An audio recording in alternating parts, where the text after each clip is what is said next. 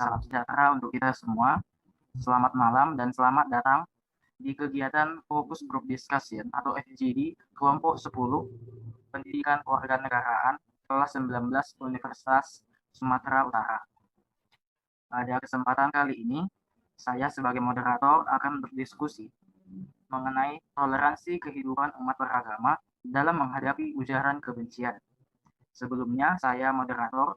Pada kegiatan kali ini, saya akan berdiskusi dengan 6 peserta lainnya dan ditemani oleh seorang penulis.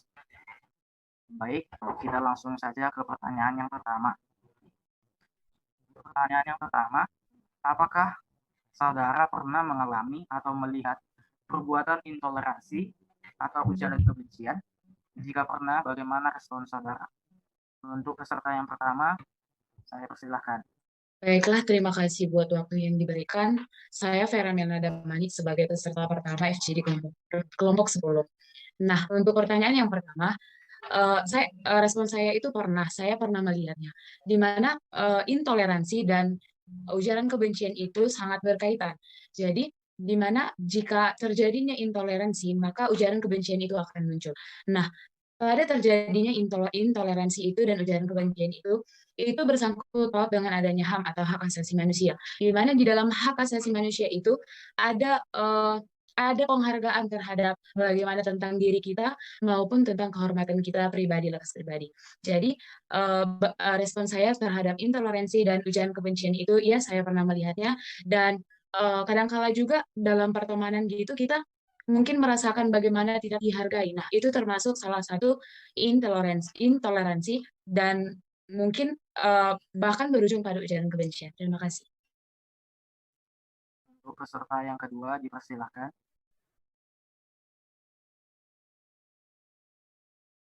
Baik, saya Muhammad Iqbal Fahriza sebagai peserta nomor 2. Saya pribadi pernah melihat perbuatan intoleransi atau ujaran kebencian. Dan respon saya itu adalah dengan mengingatkan mereka dan menyadarkan bagaimana jika mereka berada posisi yang mereka benci. Itu aja sih jawaban saya. Untuk peserta yang ketiga, dipersilahkan.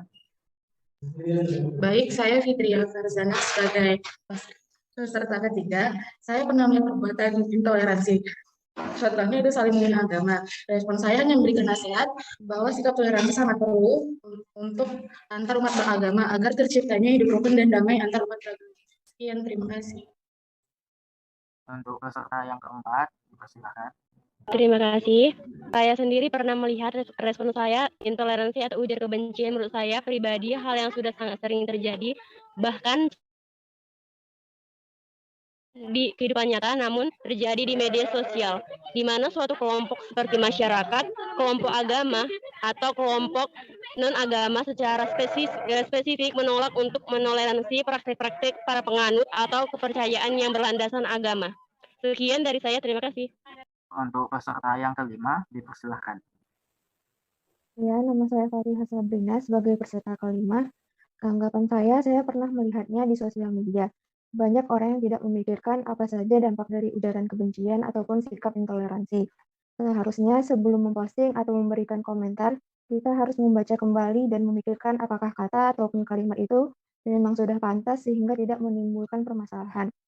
Biasanya saat ada komentar atau postingan yang tidak pantas, maka kita dapat melaporkannya agar komentar ataupun postingan tersebut dapat dihapus atau ditenggelamkan. Itu saja dari saya. Untuk peserta yang keenam, dipersilakan. Ya, baik. Terima kasih kesempatannya. Saya Alda Shanturi sebagai peserta ke-6 dalam diskusi ini. Jadi, saya pernah mengalami intoleransi tersebut dalam sekolah ya. Saat pemilihan perwakilan siswa untuk perlombaan antar sekolah, guru saya itu pernah memilih siswa berdasarkan atau sesuai dengan agama yang dianutnya. Jadi, saya sangat tidak setuju gitu terhadap apa yang guru saya lakukan. Alangkah baiknya kan jika siswa itu dipilih berdasarkan kemampuan dan skill yang baik. Sekarang kita menuju ke pertanyaan, bagaimana meningkatkan toleransi di Indonesia dalam menghadapi ujaran kebencian? Untuk peserta yang pertama, dipersilakan. Baiklah, terima kasih buat waktu yang diberikan. Menurut pendapat saya, yang bisa kita lakukan itu untuk meningkatkan meningkatkan toleransi di Indonesia dalam menghadapi ujaran kebencian adalah dengan saling menghargai satu sama yang lain. Jika kita sudah bisa menerapkan perbuatan tersebut, maka kita bisa saling menghormati satu sama yang lainnya dan terhindar dari segala kebencian yang terngiang di kepala kita. Dan bahkan ada niat kita untuk melakukannya. Maka dari itu, menerapkan saling menghargai satu sama lain sangat penting untuk menghindari segala konflik dan ujaran kebencian agar tercipta toleransi. Terima kasih. Untuk peserta yang kedua, dipersilakan. Baik, menurut saya untuk meningkatkan toleransi di Indonesia itu cukup dengan mengingatkan satu sama lain. Tidak perlu tindakan yang berlebihan, karena kalau kita bertindak berlebihan, itu bisa membuat ujaran kebencian yang baru. Nah, bila agak sedikit parah nih ujaran kebenciannya, maka perlu sedikit lindungan untuk mereka yang dibenci. Sekian dari saya. Untuk peserta yang ketiga, dipersilakan. Menurut pandangan saya, bagaimana menekan toleransi Indonesia dalam menghadapi ujaran kebencian yaitu dengan menghargai perbedaan, berpikir secara bijaksana, menghargai pendapat satu sama lain, dan tidak membedakan. Terima kasih. Untuk peserta yang keempat, dipersilakan.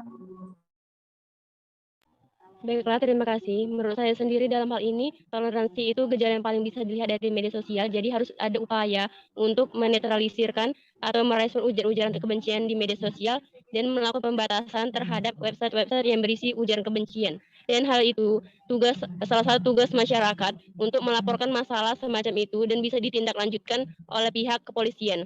Namun jika hal itu terjadi di dunia nyata, maka hal yang perlu kita lakukan ialah meningkatkan kesadaran diri. Sekian dari saya, terima kasih. Untuk peserta yang kelima, dipersilakan. Menurut saya, apa yang harus dilakukan yaitu saling menghormati antar agama dengan tidak mengganggu orang lain yang sedang beribadah sesuai agama dan keyakinannya, tidak berkata buruk, mengejek, ataupun menghina orang lain, baik yang sama suku dan agamanya atau yang pun yang berbeda. Memberikan kepada setiap orang kesempatan berpendapat yang sama dan tidak membedakannya, dan mempunyai aturan ataupun hukum yang jelas dalam menindak pelanggaran. Sekian. Untuk peserta yang keenam, dipersilakan. Baik. Tanggapan saya itu banyak sebenarnya hal-hal positif yang bisa kita lakukan untuk meningkatkan toleransi. Mungkin yang paling umum itu yang menghormati dan menghargai perbedaan yang ada. Tapi satu hal yang pasti dan utama yang mungkin bisa kita langsung lakukan yaitu kenali diri sendiri. Dan sehingga kita bisa mengendalikan diri sendiri.